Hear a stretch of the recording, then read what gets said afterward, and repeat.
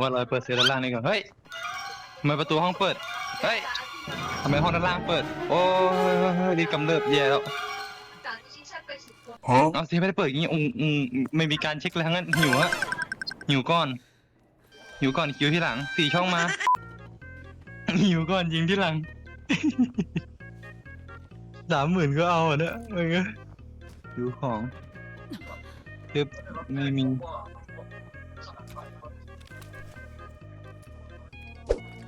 เฮ้ย4 ช่องว่ะเฮ้ยน้ำสร้อยจุดเจอสร้อย400,000อีก Tell them to bring me my money.